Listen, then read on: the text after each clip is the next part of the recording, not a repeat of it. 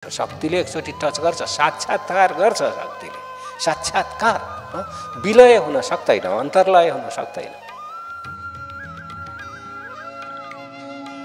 भक्तिको विज्ञानबाट यात्रा गर्ने इच्छा छैन भने अर्को विज्ञान छ जसलाई शक्तिको विज्ञान भनिन्छ। यसमा दुईटै विज्ञान छन् जम्मा जम्मी। साधनामा जब हामी अन्तर्लयमा प्रवेश गर्छौँ दुईटै विज्ञान छ। अर्को विज्ञान हो शक्तिको विज्ञान। शक्तिको विज्ञानलाई निरतले प्रस्तुत गर्छ। शक्तिको विज्ञानले पनि एक उचाइमा लैजान्छ। केही साधकहरू यहाँ अहिले पनि बस्नु भएको छ, मैले एकदम देखिराखेको छु। त्यो शक्तिको विज्ञानले उहाँहरूको परिश्रमले, उहाँहरूको पुरुषार्थले एक चैतन्यको अवस्थामा पुर्याइदिएको थियो। तर जुन चैतन्यको अवस्थामा उहाँहरूलाई पुर्याइदिएको थियो त्यो चैतन्यको अवस्थामा बसिरहन सकिँदो रहेछ। यो उहाँहरूको अनुभव हो, बसिरहन सकिँदैन, किनकि त्यसमा दुहितो हुँदैन। त्यसमा मैले पुरुषार्थ गरेको छु त्यस कारण म छु नि। अब तिमी छौ भने लैजाऊ सबै, फेरि घट्दै जान्छ, सबै घट्दै जान्छ, आएर फेरि जमिनमा ल्याएर उतारिदिन्छ। शक्तिको साधना त्यस्तो छ।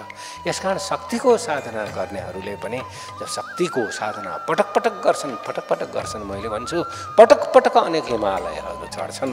यत्रो साधना गरिसकेपछि पनि फेरि भक्तिको साधना गर्नै पर्छ। अर्को कुनै उपाय नै छैन, अर्को उपाय नै छैन।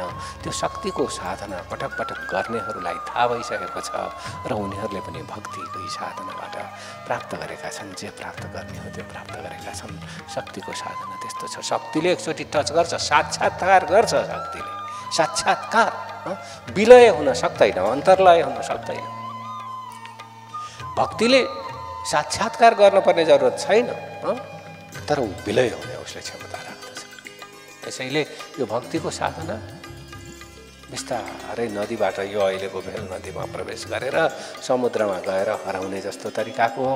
शक्तिको साधना यो भेल भएको नदीमा प्रवेश गरेर पौडँदै हिमालयमा चढ्ने जस्तो हो। त्यो हिमालयमा चढिसकेपछि पनि फेरि हिउँले पगाल्छ, फेरि तपाईँलाई नदीमा ल्याउँछ, फेरि जाने समुद्रमा नै हो। अर्को त उपाय छैन। यस पथिकको जीवनको अनुभव छ। र अन्यान्य विविध सन्तहरूले कुरा गर्दाखेरि पनि उहाँहरूको जीवनको पनि करिब यस्तै प्रकारको अनुभव मैले सुनेको छु।